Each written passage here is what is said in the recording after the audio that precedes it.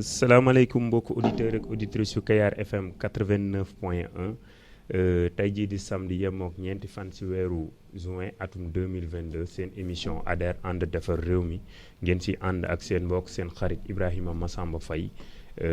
ak ñii di ñu suivre ci internet bi ci chaîne bi di ADER TV ci YouTube bi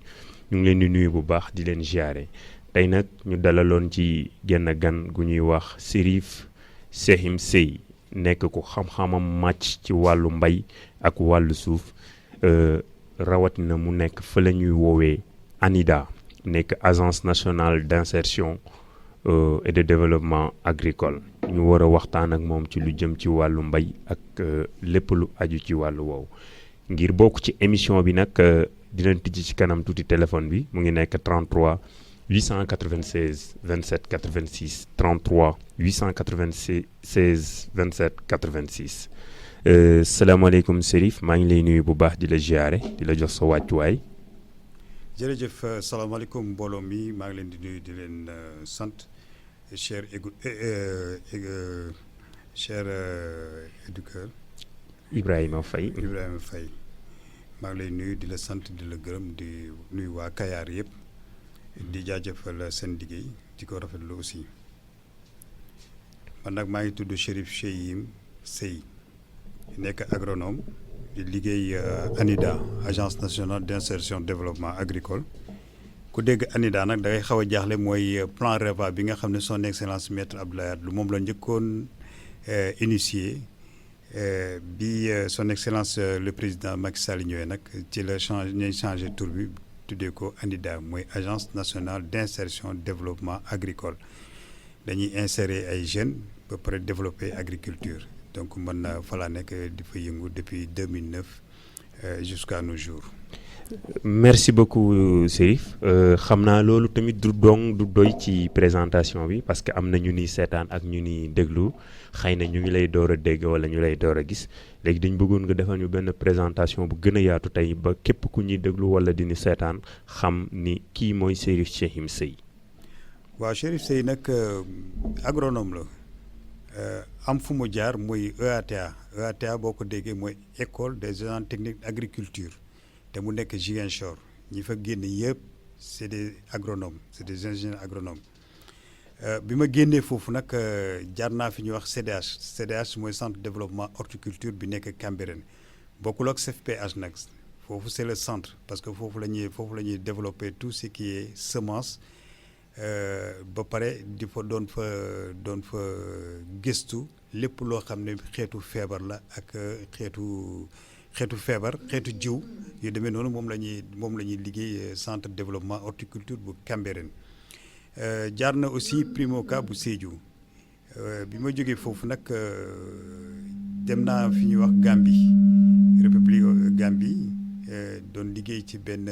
ONG mais FAO moom mu yóbbu woon foofu liggéey naa fa pendant 10 ans ci benn ferme boo xam ne mi ngi nekkoon 500 hectares dont 300 hectares yëpp dañ doon mbéyum dër 200 hectares yi nag moom affaire mango la yoo xam ne dañ ko doon exporter pour Angleterre def naa fa 10 ans. bi ma jógee foofu nag ñëpp si naa fii Sénégal aussi ñu yóbbu ma dëkk bi ñuy wax Mbaan ku dégg Mbaan war na xam ne dëkku béykat la foofu nag dama fa demoon ak benn compagnie bu ñuy wax Bomford mais boobu temps dañ doon béy li ñuy wax green oignon mooy oignon vert bi ngeen di gis ci marché bi léeg-léeg mais dañ ko doon yóbbu Angleterre foofu nag bon def naa fa presque 8 mois après lañ ma jël nag 2009 yóbbu ma ANIDA nag à l'époque bon on l'appelait plan REVA retour vers l'agriculture donc bi ma nekkee foofu nag ba yàlla def son excellence Abdoulaye Wade da jóge fa le président Macky Sall ñëw bi mu ñëwee nag lañ changé appellation bi tuddee ko ANIDA agence nationale d'insertion développement agricole donc boobu ba léegi ci foofu laa nekk di fa liggéey nekk nag un conseil agricole de l'ANIDA parce que man on m'appelle conseil agricole de l'ANIDA ñi nekk ci dans les fermes yi nga xam ne moom la ñu installé un peu partout parce que on a plus de 400 fermes yoo xam ne moom la ñu installé partout dans le Sénégal donc ñu éclaté ko nag ay zone ñuy wax zone ouest am na un coordinateur bu fa nekk zone nord mooy Saint-Louis ñëw zone centre am na coordination bu fa nekk am na zone est mooy zone Tamba ak zone sud bi mooy zone Ziguinchor zone Casamance bi on a donc plus de 400 fermes yoo xam ne mi ngi nekk en cours d'activité mi ngi liggéey daal donc je pense que ne pour le moment mën naa comme présentation mën naa kéegum foofu di xaar question yi nga xam ne moom la monsieur Faye war a jukkil tey incha allah. Merci beaucoup mu nekk loo xamante ni jaar-jaar boo xamante ni kenn nattableetul sa am xam-xam ci wàllu mbay parce que li ngi fi def rek ci ay jaar-jaar li ngi fi lim rek macha allah doy na ci xam-xam maanaam doy na ci kóolute mais nag xam naa day nekk xam-xam boo xamante ni ñun ñëpp dañ koy fexe tey dañuy wax gësëm fexe mu yël bu ñu mën a am luñ si jariñoo ñun nag baykat lan comme ñun ñëpp ay baykat lañ. maintenant dañu bëggoon a xam comme yow maanaam ginnaaw sa jaar-jaar ñu bëggoon a xam comme yan façon jafe-jafe la baykat mën a jànkonteel si jamono bu muy bayee. waaw jërëjëf ci question bi jafe-jafe yi nga xam ne baykat bi moom la mun a jànkonteel d'abord xam nga baykat il faut que mu am suuf su baax baykat il faut que mu am ndox mu neex. baykat il faut que toolam am accès baykat il faut que mu am marché baykat bu fekkee ne yooyu yëpp maîtriser wu ko wala téyewu ko xamul fi muy teg tànkam bu boobaa pour mu jaay bagaasam day xaw a doy waar bu boobaa pour mu bay day xaw a doy waar parce que il faut que nga am suuf su baax am ndox mu neex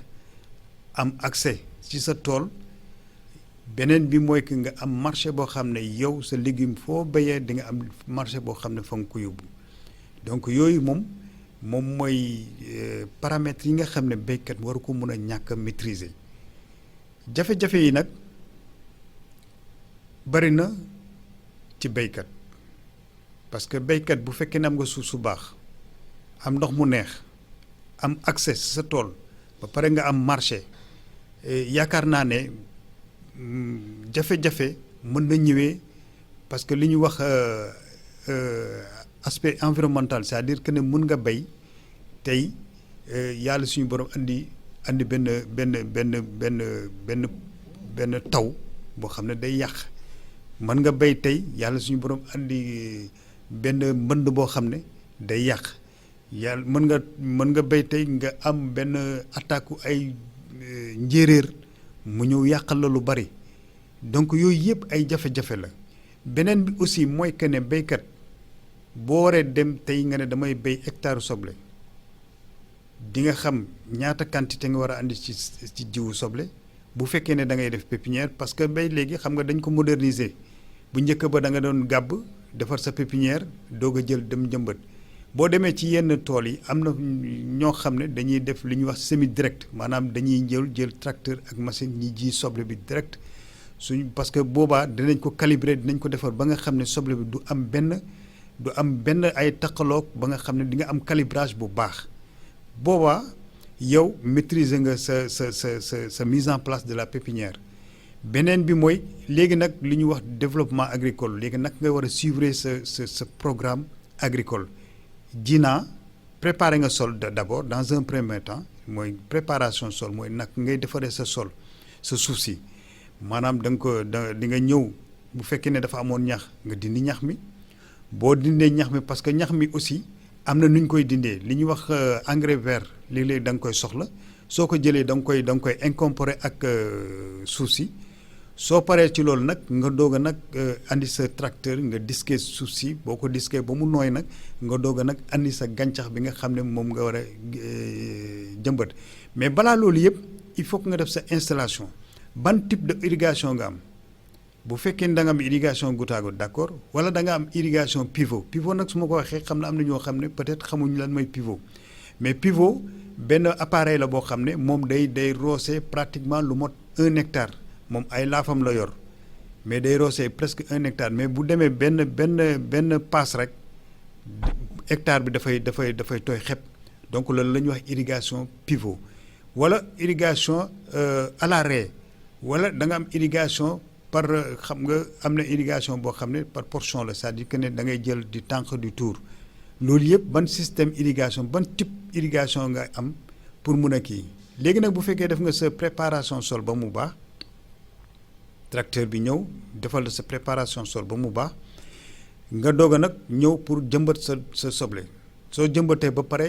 irrigation bi war a ñëw war a suivre loolu nag bu paree nag nga commencé nag lu ñuy wax l'aspect phytosanitaire mooy gàncax gi ndax dana am feebar wala du am feebar donc dafa am observation boo xam ne yow su defee tous les 15 jours da nga war a def say observation pour xool ndax amul benn feebar même ci observation boobu sax pratiquement boo xool c'est tous les jours parce que ab tool lu mot 1 hectare bu fekkee ne installé nga ko lépp il faut ngay def li ñuy wax observation croisée boo déggee observation croisée mooy que ne yow da ngay jëlee ci bopp tool bii demee ci beneen côté bi jëlaat beneen bi demee ci beneen côté bi su ko defee da ngay def observation doo nekk di dox ci benn côté rek parce que léeg-léeg da ngay gis koo xam ne dina béy ba si yàgg rek mu am benn attaque am benn feebar boo xam ne da koy jaaxal ci toolam fekk feebar bi yàgg na fa mais gisu ko parce que moom daf doon jël benn côté rek su ñëwee rek day taal machine rek commencé roose bu dee goutte à goutte la mu naan waaw mu ngay tooy wala muy seet fu nga xam ne seen naag yooyu mu commencé changé yu demee noonu fekk na feebar bi yàgg na parce que du def observation croisée day dox rek benn côté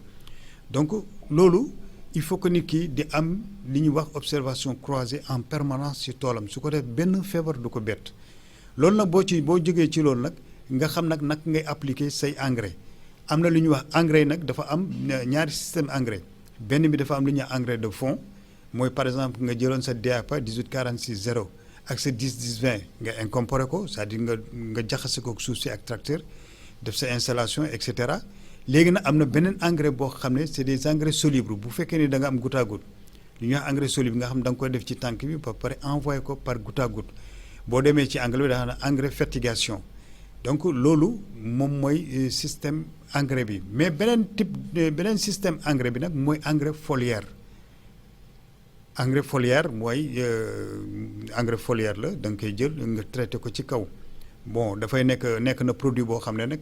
moom day ànd ak yëpp day ànd ak c'est-à-dire bu fekkee da nga am sa insecticide wala nga am sa fongicide engrais foliaire moom mën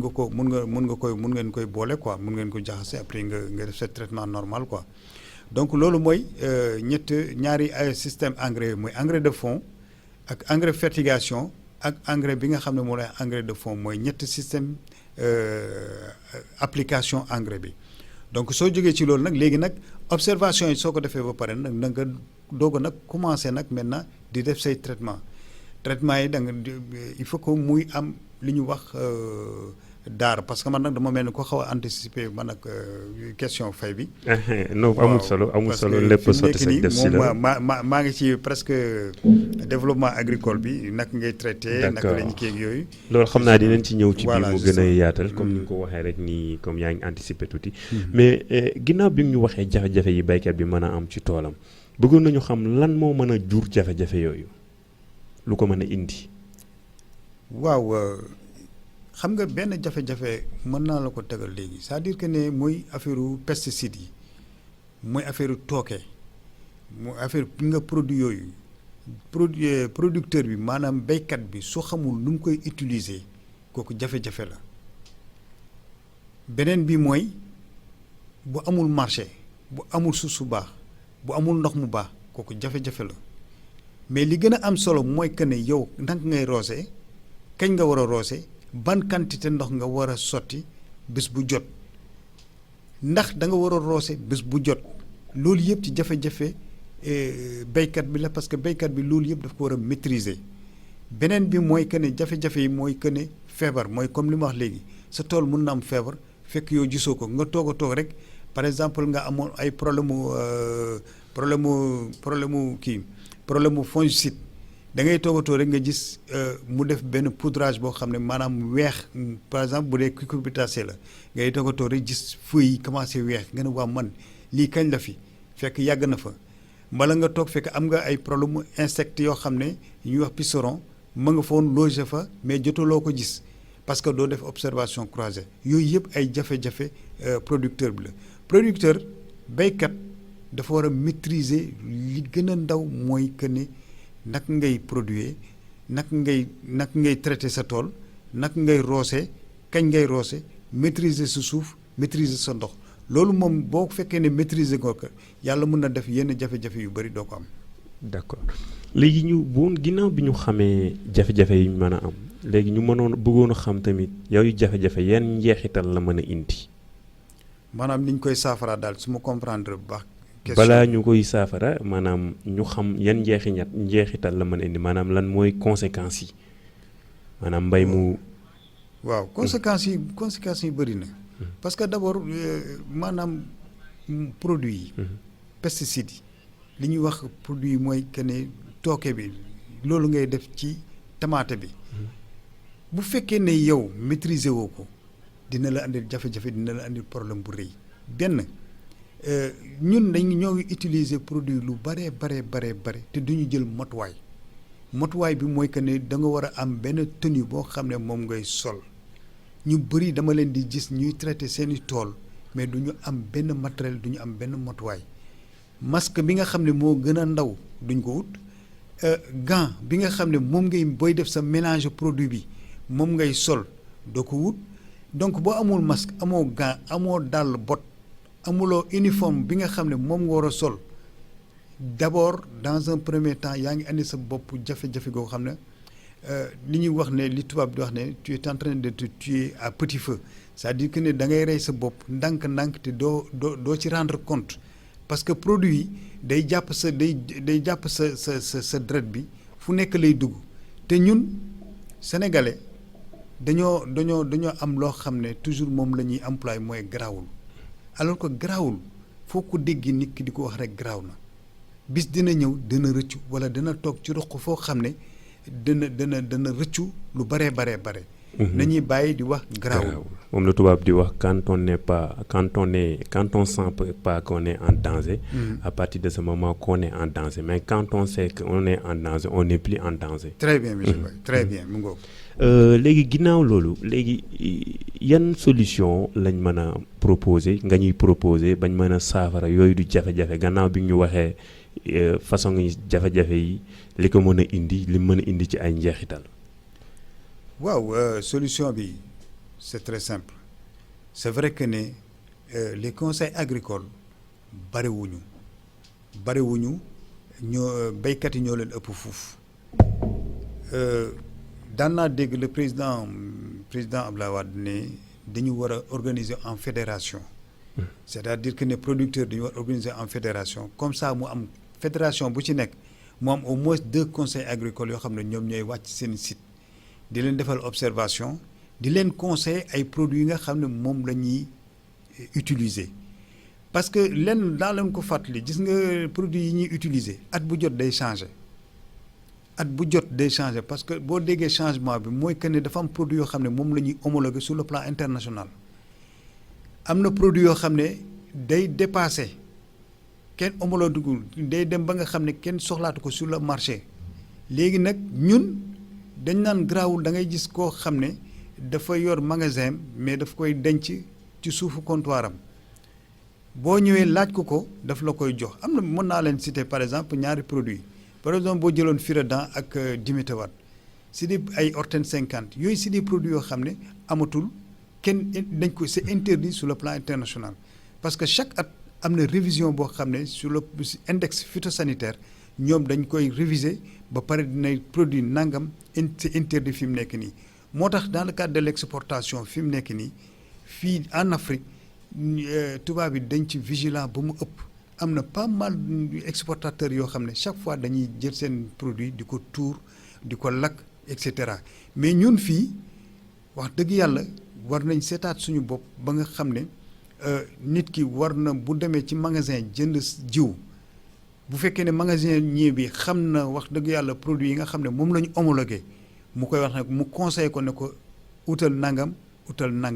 supposons boo jëloon D6 deltamétrine c'est pour 24 heures kooku boo ko traité fekk yow daar bi c'est pour 24 heures alors que yow yaa sa production dem na ba nga xam ne mu ngi nekk à terme bu boobaa mun nga di utiliser D6 boobu am na pas mal de produits yoo xam ne c'est homologué et puis daar bi c'est 24 heures mais ñun chaque fois dañuy jël ay produits yoo xam ne wax dëgg yàlla macha allah ay jàmbaar lañ trop mais nag wax dëgg yàlla ñu ngi utiliser loo xam ne ñun ba daf ñuy andil jafe-jafe trop. ci wàllu wér-gu-yaram. voilà justement. jërëjëf si Chérif ñuy fàttali ñi nga xamante ni ñoo ñuy déglu wala ñoo ñuy seetaan tey ñu ngi am Chérif Cheikhim Seye nekk ko xam-xamam màcc ci wàllu mbay nekk fële ca agence nationale d'insertion pour le développement agricole ñu naan ka ANIDA moom la ñu duppee REVA bi ñu daan dégg ngir bokk ci émission bi nag mën ngeen woote ci 33 896 27 86 33 896 27 86 monsieur Seye ñun léegi bu ñu bëggoon a xam yan suuf moom lañ mën a bayee yan façon yi suuf lañ mën a bayee mbay mu am njëriñ. waaw jërëjëf si question bi monsieur Faye type de sol yi nag bari na te uute yàlla nag suñu borom dimbale nañu ba nga xam ne fii Sénégal suuf si fi nekk amul fenn fii nag moom am na li ñuy wax sol joor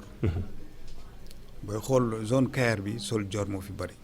boo jëloon tey zone njigéen bi ne lee jëm ca kaw sol argileux bi moo fa nekk mooy suuf su ñuul si suufu dër bi bon nga gën a dem ci kaw boo demee ay booru waalo sol joor bi moo fa nekk mais sol joor argentin bi moo fa nekk kooku moom dafay mel ni or la ni jànj mais boobu dafa rentable te dafa baax macha allah moo tax boo gisee boo demee waalo tey la fa nekk ci ay projets yoo xam ne dañ naan la ay 1000 hectares ay 700 hectares 500 hectares da nga naan non man wax naa ko sànq sama njëlbéenu émission kii bi waxtaan bi ne liggéey naa mbànd ci ñu ngi liggéeyoon foofu ci 700 hectares mais foofu suuf soosu tubaab bi bu ñu ñëwee foofu dañ naan Sénégal li ñu am kenn xamul lan la parce que am nañu naaj am nañu ndox am nañ suuf su baax type de sol yi nag bëri na wuute na mais yëpp a baax te suuf amul suuf soo xam ne bu ñu la woon suuf si tey suuf si baaxut yow war nga mun a am pexe ak conseil agricole yi ñu conseil la ba nga xam ne yow di nga mun a amender sa sol c'est-à-dire que ne di nga mun a defar sa suuf ba suuf si mun a kii parce que suuf soo xam ne da nga jël matière organique nga defar ko ba mu baax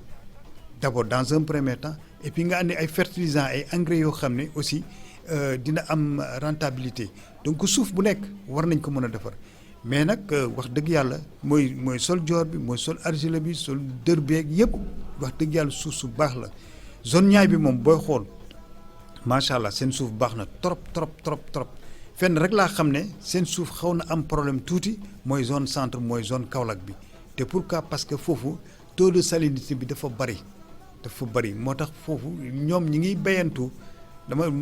boo déggee mën na ñu ngi bayantu parce que ñoom béyum dër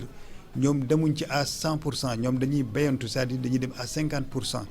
donc li ci gën a bëri ñoom production yi bi nga xam ne moom la ñu gën a lekk moom day jóge ci zone ñaay bi ñëw zone centre ba fële.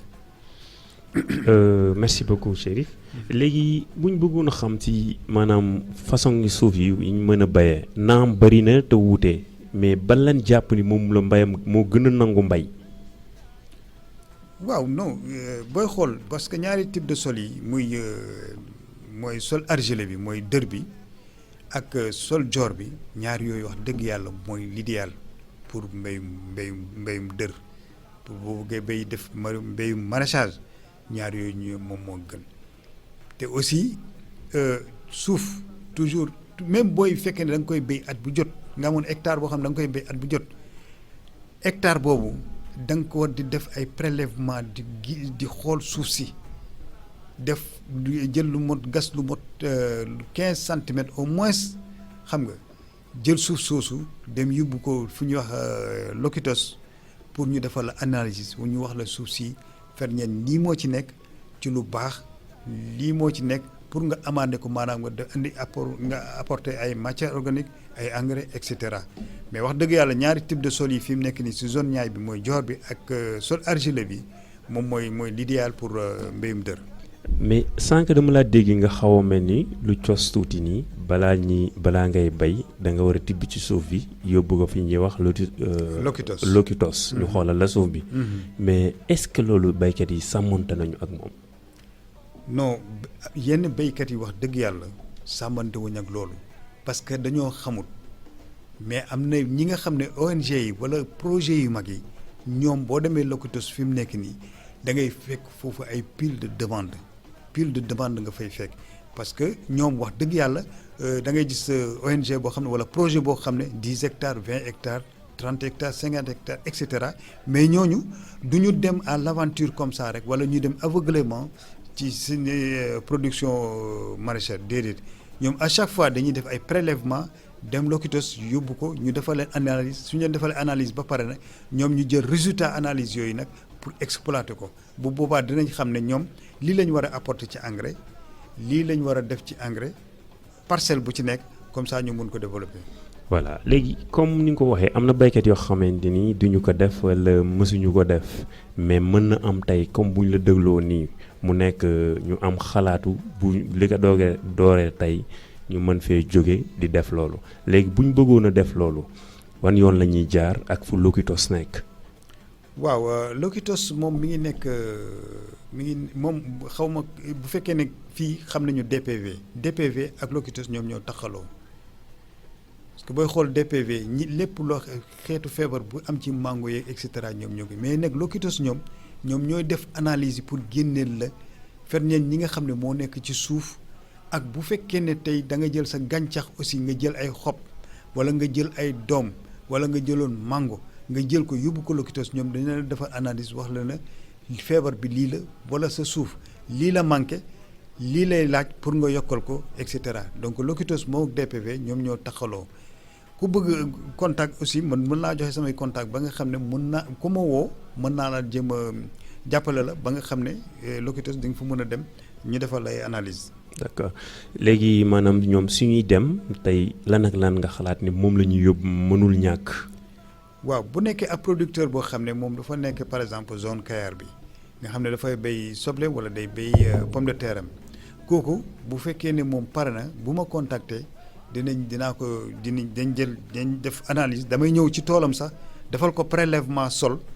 pour ma yóbbu ko ñu defal ko analyse parce que man wax dëgg yàlla ma tiim def naa ko jóge naa Gambie ñëw fii Gambie dem projet boo xam ne presque 100 hectares la prélèvement yi bi ñu ko defee man maa ko andi fii Lokitos ñu def analyse bi analyse boobu ci la gars yi sukkandiku pour liggéey donc mën naa ci dimbali ñu bari ñoo xam ne dinaa leen defal analyse auprès de Lokitos parce que wax dëgg yàlla man je travaille pratiquement en partenariat ak ñoom quoi ok. mu nekk lu am solo maintenant ginnaaw bu ñu xoolee tamit loolu bëggoon nañu xam parce que fii dafa mel ni gars yi lu ñu sentir rek la ñuy béy wala parfois ñu campagne andoo léegi bëggoon nañu xam gàncax bu ci nekk ban jamono lay gën a baax pour ñu bay ko. waaw mais le moment propice bi nga xamante ni wér na leen heure bi moom gàncax bi boo ko bàyyee def li nga war a def dina nangu. waaw xam nga nag dafa am li ñuy wax saison froide ak saison chaude bi ak saison hivernage bi donc ñetti type de saison yooyu moom moo am maraîchage nag muy soble muy kaani muy tamaate muy pomme de terre moom wax dëgg yàlla lu ko à partir du mois de octobre ba ñuy dem ba décembre ba ñuy dem ba avril du moins yooyu moom wax dëgg yàlla loo ci def pépinière loo ci béy moom da ngay am li nga bëgg la saison froide mais nag boo demee ci saison chaude bi nag dafa am spéculation yoo xam ne saison chaude bi lañ mën lu mel ni bon comme boo jëloon lu mel ni ay aubergine jël lu mel ni ay jaxatu même tomate saison chaude bi sax mën na ko mais day fekk pépinière bi aussi nga teel ko def nga xam ne day af sérieusement entre saison chaude bi ak saison froide. léegi bu dee baykat bi ñuy dégg moom xawul xam luy saison chaude maanaam ban jamono ci yan weer. maanaam saison chaude mooy yan jamono wala yan weer noo ci wolof. waaw. d'accord saison froide bi boo déggee ñu ne saison froide mooy xam nga bu ñuy commencer campagne horticole bi maanaam à partir du mois de octobre la ñuy commencer campagne kii bi horticole bi campagne maraîchère bi léegi nag boo demee ci cooroor bi mooy maanaam saison chaude moom la ñuy wax cooroor donc kooku bu boobaa day nekk à partir du mois de mars avril donc loolu foofu moom mooy cooroor bi léegi nag bu ñu jógee ci cooroor bi nag ñu doog a dugg nag ci nawet bi donc ñett kii yooyu saison yooyu moom moo am waaw. d'accord léegi bay aussi léegi dañu xool ni bu jëkkoon suñu maam yi dañ daan dugg ci teen bi daw dugg ñëw toor wala ñu gas tuuti am ndox maintenant dañu gis ni léegi mbir yi dafa changé léegi ay goutte à goutte façon mbayin bu nekk am na léegi bëggoon nañ laal nga ko sànq mais bëggoon nañ nga ñëwaatul ñu ci mu gën a yaatu nga wax ñuy système d'exploitation yi nga xam ne moom moo xew léegi ci jamono bi te méngoog jamono. merci beaucoup waaw type d'irrigation yi nga xam ne moo am fi mu nekk nii bari na te wuute te foo munti dem wax dëgg yàlla muy ONG yi muy les grands projets pratiquement ñoom moom lañu dem même le plus petit producteur day def goutte à goutte am da ngay gis koo xam ne day am 1 hectare mais mu installé ko goutte à goutte parce que goutte à goutte dafa nekk loo xam ne maanaam fi mu nekk nii la xew mais goutte à goutte en 1972 foire bu Sénégal waa bët Sénégal ñoom ñoo njëkk a def démonstration installation goutte à goutte et jusqu'à nos jours fi mu nekk nii goutte à goutte wax dëgg yàlla dañuy changer sax système de gaine yi xam nga léegi da ngay bu njëkk bi da nga doon dégg ay 30-30. léegi nag da ngay dégg ay 10-10 wala da ngay dégg 20-20 parce que ci lay gën a tooyee ak ñoom seen parce que goutte à goutte israéliens yi ñoo ko créé mais américains yi ñoo ko gën a développé. pourquoi israéliens yi ñoo ko gën a ñoo ko njëkk a créé parce que ñoom amuñu suuf pour mun a béy le maximum te tomate ñoom ñoo ci mën ci àdduna bi tomate moom ñoom ñoo ci mën parce que surtout tomate cerise bi ñoom toujours pratiquement ñoom ñooy nekk en première position mais Israël ñoom ñoo créé goutte à goutte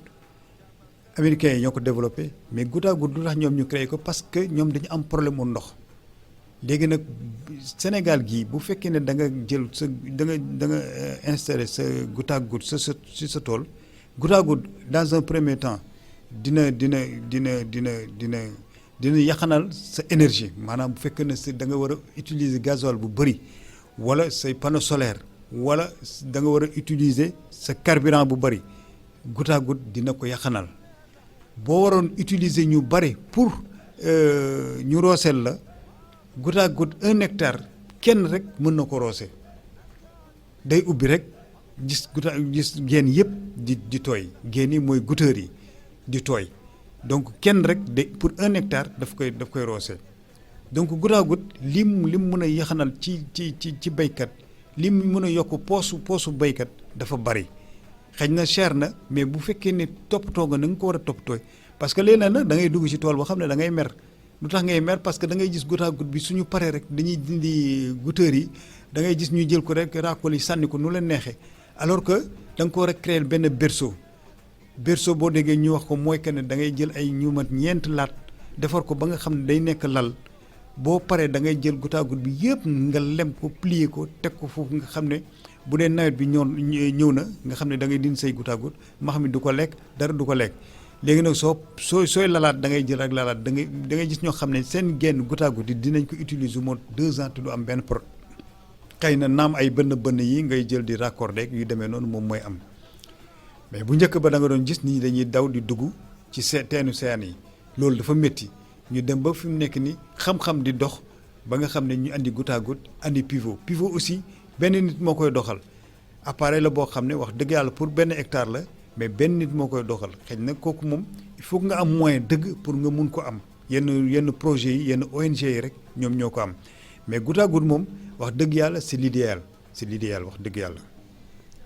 am na tamit dafa mel ni ci zone Kayar bi zone Mbaawaan bi dafa mel ni ñoom moom laa gis ñu koy utiliser mooy jël raakool di lancer. waaw kooku mënut a weesu yàq ndox jël raakool di lancer yàq ndox. ba pare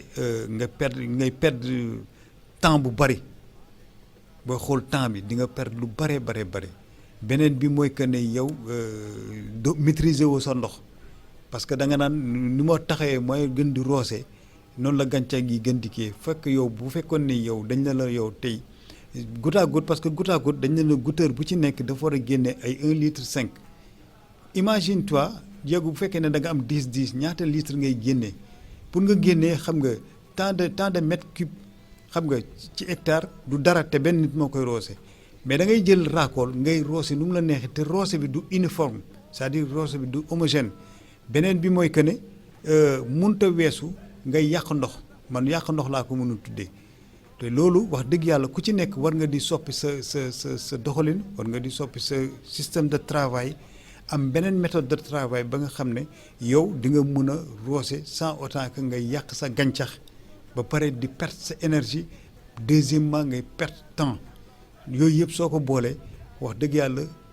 lu waroon dem sa poos la mais dafay mel ni da ngay teg ci buntu tool bi. d'accord maintenant mu nekk ay systèmes yu bëri yoo xamante ni nii bu si nekk rek am na ci tund bi ñu ko fay jariñoo bu weesu xanaa bi ma gisagul fii daal mooy pivot maintenant buñ bëggoon a xam yooyu yëpp par rapport si zone bi ñu nekk ban moo ci gën pour gàncax gi gën a mën a dox ban moo ci gën ban ngay proposer baykat yi ñu adapté wu ci. waaw xam nga fii moom xëy na ñaar ñi moom daal ñoo ci gën benn bi mooy goutte à goutte beneen bi mooy asperseurs yi parce que asperseur aussi dafa mën a dimbale par exemple bu fekkee ni yaa ngi béy lu mel ni pomme de terre lu fekkee ni yaa ngi béy lu mel ni tomate bu fekkee ni yaa ngi béy ni lu mel ni ay soble xam nga parce que moom dafa am benn microclimat boo xam ne daf koy doxal ci biir tool bi c'est-à-dire que dafa am benn sedd boo xam ne da koy def ci biir tool bi mais asperseur li ci xaw a métti rek mooy que ne asperseur il faut que maîtriser parce que asperseur dañ leen ne asperseur bu ci nekk dafa am temps de barre boo xam ne moom lay génnee mais asperseur bu fekkee ne yaa ngi koy utiliser yow jàppal ne di nga bëgg di béy lu bari way laa da nga gis ñu bari ñoo xam ne dañuy utiliser li nga xam ne moom la ñuy wax herbicide pour ñax mi beneen bi mooy que ne asperseur fi mu nekk ni nit ñi boo gisee dañ koy xaw a wàññi parce que goutte à goutte bi moo ëpp njëriñ moo ëpp avantage mais asperseur man ci cooroor bi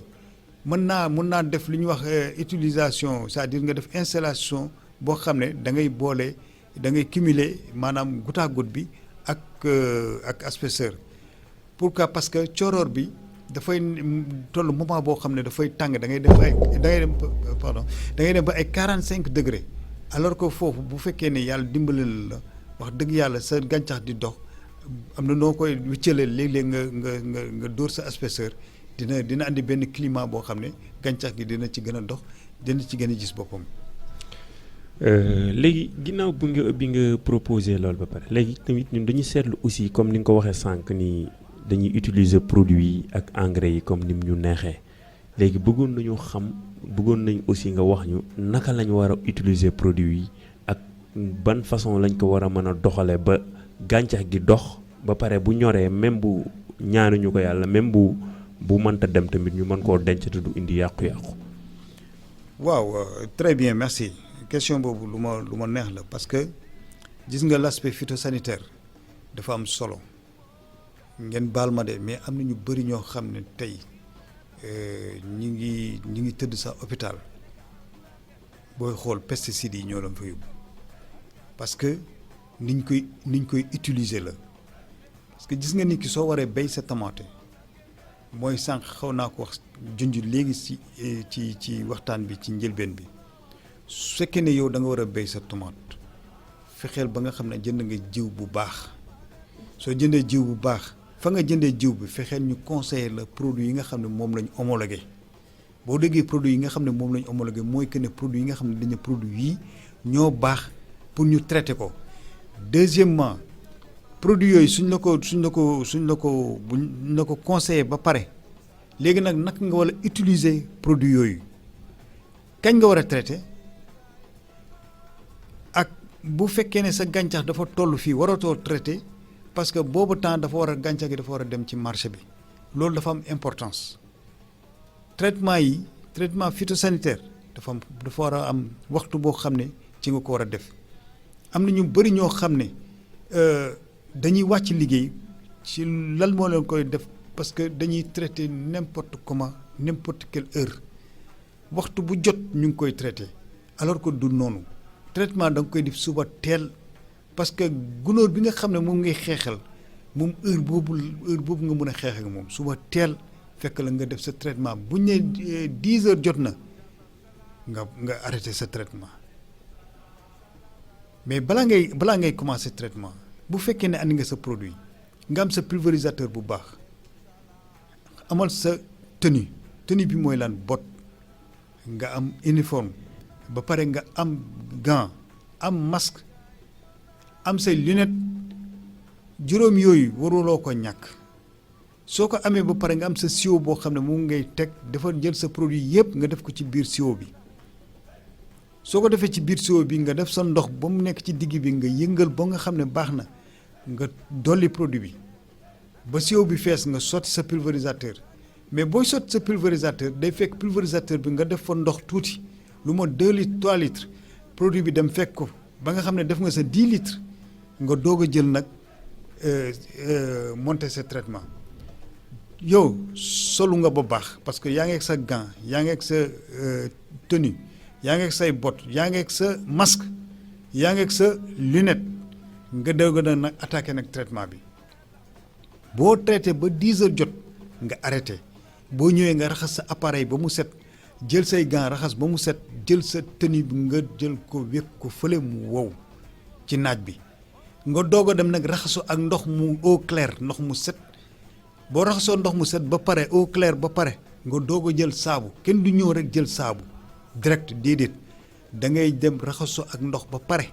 eau claire nga doog a jël nag saabu te gis nga fépp foo xam ne tool la ñu fay traité saabu dafa war di am en permanence te lu mu gàtt bu defee 3 fan normalement tenue bi da nga ko war a fóot ba mu set nga weer ko dàll yi de ko nettoyé masque bi dee ko nettoyé lunettes yi dee ko nettoyé parce que loolu moo lay aar mooy aar ki nga xam ne moom moo war a jëfandikoo produit bi nga xam ne moom nga koy jaay kii dem ci marché bi aussi jënd sa batañ sa wala jënd tomate bi day fekk ne moom lañ koy jaay wax dëgg yàlla qualité la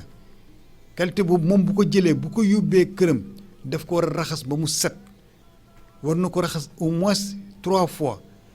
am na nag loo xam ne man dama ko ciy teg di ko conseil mooy que ne au moins boo jëlee lu mot yenn quantité yi boo jógee marché boo ñëwee jëlal tuuti toq eau de Javel nga def ko ci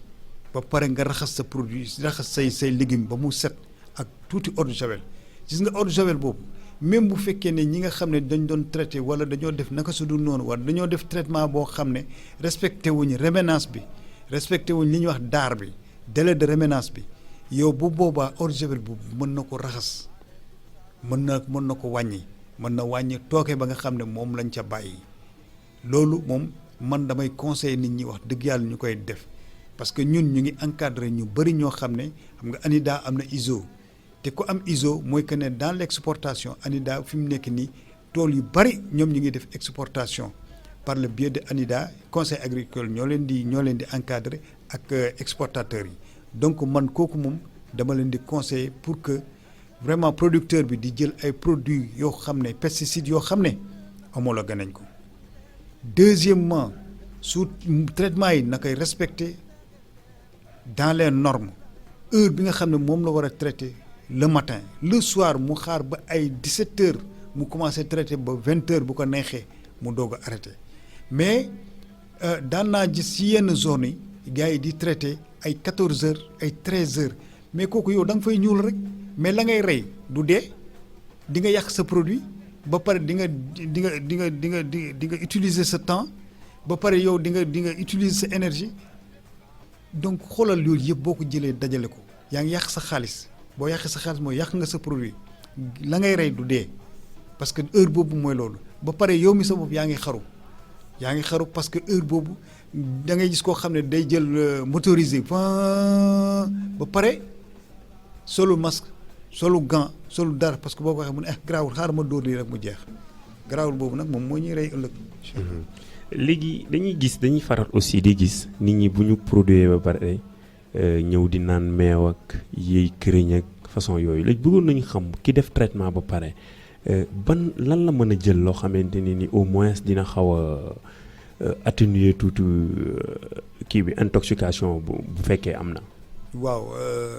jërëjëf question bu am importance nga posé monsieur Faye question bu am importance monsieur Faye gis nga ñu bëri ñu ngi juum ci bu ñu produit bu ñu traité ba pare sax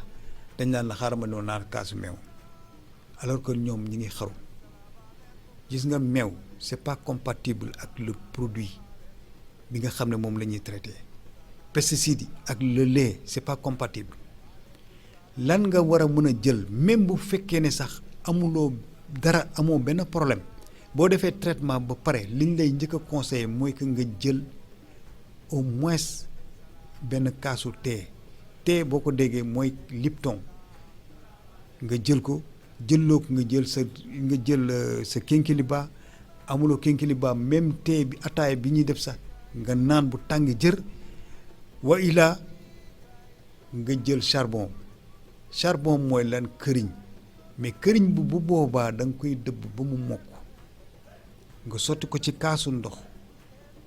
bàyyi ko ba mu teey nga doog a naan la nga xam ne moom buvable moom la ñu war a naan kooku day jël produit bi da koy wàccee carrément way laa bu fekkee ne produit bi dafa laal da ngay jël diwlin nga naan ko diwlin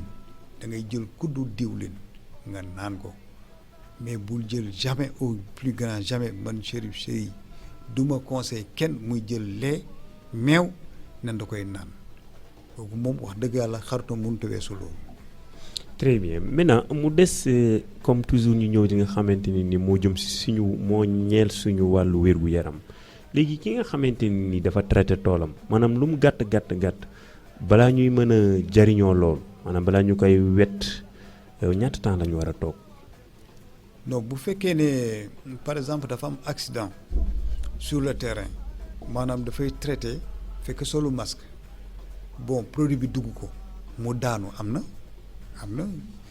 produit bi dugg ko mu daanu mais bu boobaa dafa am noo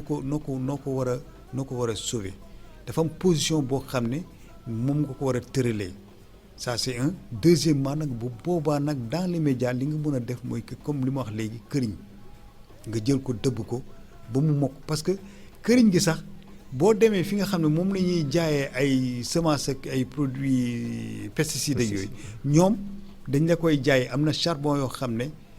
c'est homologué mu ngi foofu dañ la koy jaay mais bu fekkee ne yow xamuloo ko wala kenn mësuloo ko conseil da ngay ut këriñ bii naturel bii nga defar ko nga jox ko mu naan ko mais bu ko naanee ba pare nag boo boobaa nag yow da ngay prescriral ni kii pesticide bi la doon utiliser supposons nga ne diméthoate wala beneen pesticide bu mu munti doon insecticide bi la doon utiliser ba mu daanu bu boobaa nag médecin bi su ñëwee moom dina xam naka lay traité kooku mais pour nga sauver ko dans un premier temps loolu nga mun a def soit nga jox ko huile diwlin mu naan soit nga jël charbon bi mais l'idéal mooy que bu fekkee ne am nga charbon bi moo gën parce que am na charbon boo xam ne mooy bi ma wax léegi dañ koy jaay mais am na beneen boo xam ne nag moom mooy comme këriñ gi mën nga ko toj ba mu kii nga sotti ko ci kaasu ndox bàyyi ko ba mu tey après mu naan ko. merci. léegi saa bu ñu traité gàncax ba pare ñaata temps la ñu war a toog door koo jariñoo ngir mu bañ a indi ay loraange ndax yenn saa yi nga gis nit traité tey suba ñu wett ko léegi te boobu du baax ci société bi léegi ñaata temps la ñu war a toog minimum. merci question bu am importance la parce que gis nga délai de réménance ñun duñ ko respecté pourquoi parce que dañ naan la garaawul man naa la wax benn anecdote dama mës a gis Kër Ndiaye Lo à l'époque yàgg na tuuti boobu ñu ngi doon def exportation tomate cerise Kër Ndiaye Lo waa ji dafa am toolu supame 1 hectare mais li ñuy wax buuj yi dafa bëri woon te moom boobu temps supame mu ngay dox xaw ma mu ngi jar saako 30 000 xaw ma lan mu war a dagg supame bi war ko yóbbu sur le marché mais nag sax yi dafa bëri man personnellement yàllaa ma tiim ba mu ñëwee wax ma ne ko li nga mën a def mooy nga jël D6 nga bàyyi ko 48 heures après nag nga doog a récolter mais ba ma ko wanee ginnaaw ndekete te man bind naa jox ko mais ba ma ko wanee ginnaaw doon ñii da ngay waaru ñii tubaab ay njàng nii dañoo sonal la mais moom dafa dem jël Orten 50 je vous parle Orten 50 la jël traité ko tool bi ci subaam sa ba ma xëyee ba ma ñëwee foofu dama fekk ñiy dagg tool ba saako yi di riime ba ma ñëwee dugg ci tool bi ma ne waaye yéen da ngeen di récolter tey ñu ne kii kay bi amatul benn sax ma ne ban produit ngeen ko traité ñu won ma Orten 50 ñu ne pa moom ñëwuloon de moment boobu mu ngi woon Dakar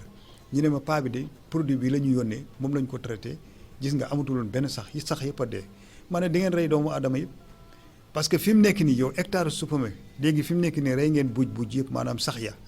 yéen a ngi koy récolter war ko yóbbu caaro yi mais nit ki xamut fi mu nekk nii day dem rek jënd te fekk produit bii fii ba 90 jours du jeex Orten 50 bi moo tax boobu dañ ko boobu te boobu temps fekk nañu interdire ko te li ma lay wax ni c'était en 2008 à l'époque boobu temps man j'étais au CDH santé développement horticulture mais ak Union européenne avec le biais Union européenne man ma yoroon encadrement Kunun Kër Ndiaye Lo Sangalkam tomate cerise bi ñu waroon def exportation donc da ngay xool yu demee noonu moo tax léeg-léeg boo jëlee yenn bagages yi comme lu mel ni supame yenn nawet yi yenn période yi par exemple ay mois d'août yooyu gars yi ni ñuy traité boo ko jëlee nga xar ko andi ko sa kër boo tàngalee ndox mu tàng nga jël supame bi def ko ci biir mais da ngay xool da ngay gis ndox mi day niin loolu mu niin noonu lan la mais pesticide bi la donc il faut faire très attention moo tax ma ne toujours bu ngeen jëndee bagage bu ngeen ñëwee dee leen def tout ba nga xam ne au moins di ngeen ko traité ak eau de javel. Merci beaucoup Chérif di fàttali aussi ñi nga xamante ni ñoo ñuy suivre en direct ci chaîne bii di ADER TV ci YouTube bi di leen wax aussi bu leen fàtte di abonné parce que daf ci am solo di wax aussi ni ku bëgg a bokk ci émission bi mën nga woote ci 33 896 27 86 33 896 27 86 maintenant monsieur Seye léegi est-ce que yéen des fois du ngeen am ay jafe-jafe ak ñàkk déggoo gu dox seen diggante ak baykat yi ndax des fois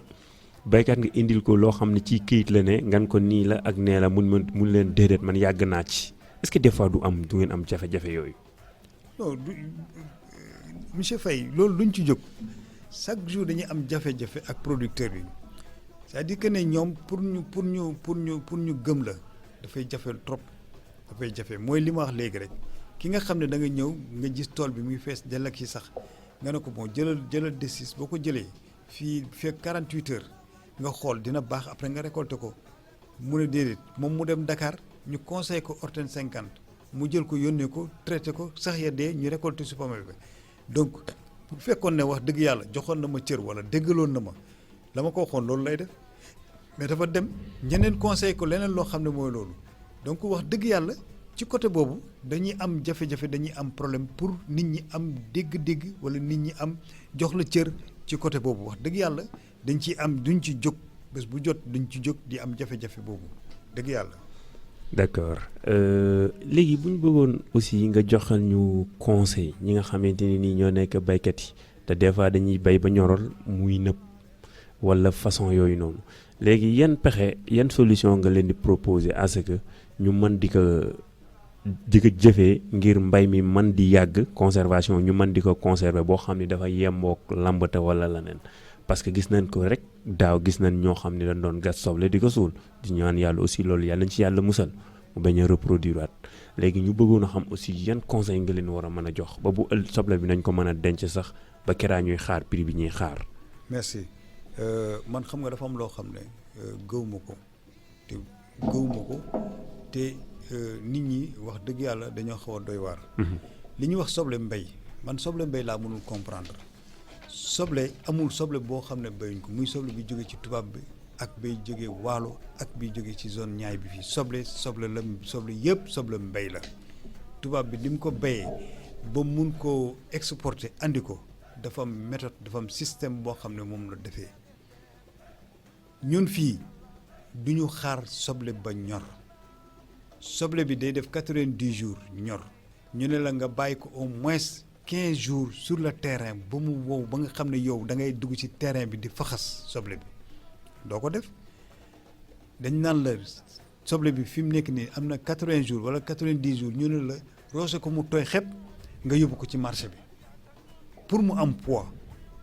loolu la su ko defee yow di nga am poids mais ka nga xam ne moo ko jënd du ko mun a stocké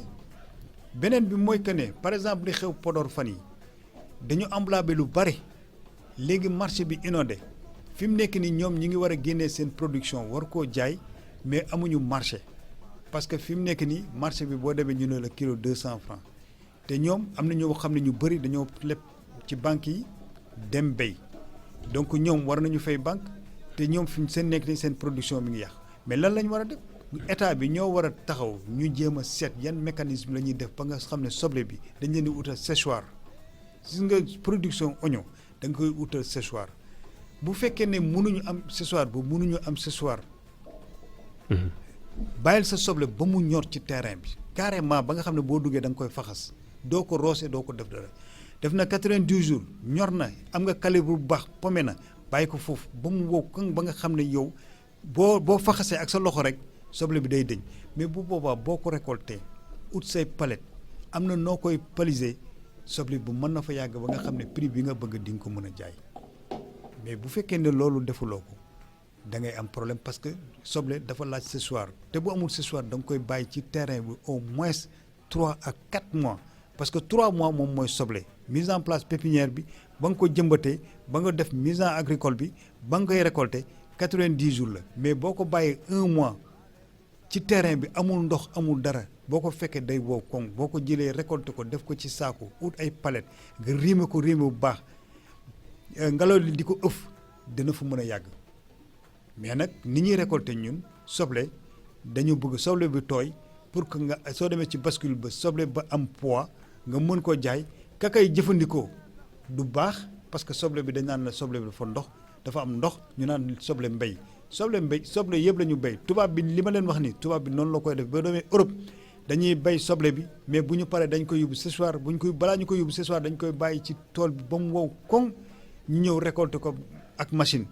bu ñu paree yóbbu ko séchoir dans le cas contraire nañu ko récolter fekk ne Sénégal soxla na nangami tonne ñu commencé nag di livrer Sénégal mécanisme kii récolte soble yëpp noonu la donc loolu moom mooy kiiwu soble yeneen yi si des nag ku mel ni pomme de terre par exemple pomme de terre booy xool indien yi andi nañ ay conditionnement ba nga xam ne ñoom dañuy jël seen pomme de terre bi dugal ko ci conditionnement bi bu ñu demee ba nga xam ne tabaski mi ngi jot ñu génnee pomme de terre actuellement booy xool pomme de terre ça coûte 500 francs sur le marché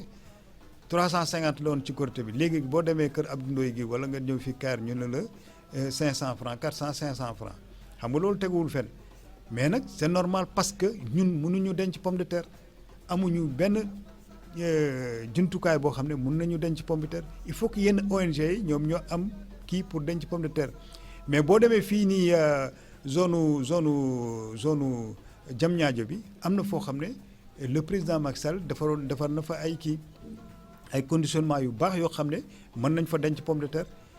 mais wax dëgg yàlla producteurs yi des na parce que la ñu war a fay foofu par jour dafa xaw a diis moo tax ñu bëri duñu fa mën a denc pomme de terre li ñu mën a def rek mooy béy rek écouler ko sur le marché rek après taxaw xaar. jërëjëf monsieur Chérif Seyhim Seye nekk ku xam-xamam màcc ci wàll wi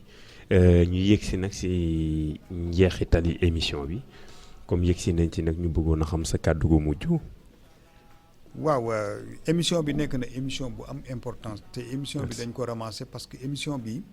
war nañ ko defaat ko parce que affaire mbéy mooy loo xam ne gàncax mbéy bés bu nekk mu nuyoo ci kër ñetti yoon te kenn du ko fay xaw ma ndax nit ñi dégg nañ maa déet maanaam da nga ndékki da nga añ da nga reer te lépp ci mbéy la ngay ndékkee lépp ci mbéy la boo doon ndékkee cere tamit lépp ca mbéy la jógee boo lekkee mburu ak café ak meew booy xool café ga dañ ko béy meew ma mburu ma lépp ba ci suukar si boo demoon tey Richard Toll gële da nga naan déedéet donc lépp boo demee midi ñu tegal la ceebu jën lépp ci mbéy la jógee et ensuite boo ñëwee ci guddi gi lépp li ngay lekk yëpp base bi ngay lekk yëpp ci mbéy la jógee donc moom mooy nuyoo ci kër ñetti yoon te kenn du ko fay may rafetlu émission bi wax dëgg yàlla di ñaan aussi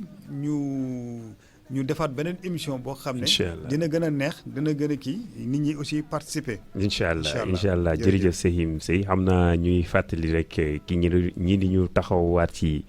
di soxlawaat répétition kii bi ñu wax expression bi ñu wax mooy li ñu doon wax sànq ni quand on sait qu'on est en danger on n'est plus en danger et quand on ne sait pas qu'on est en danger c'est à partir de ce moment qu'on est en danger.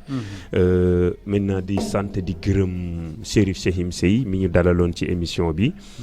ci micro bi ngeen am ci Ibrahima Massamba Faye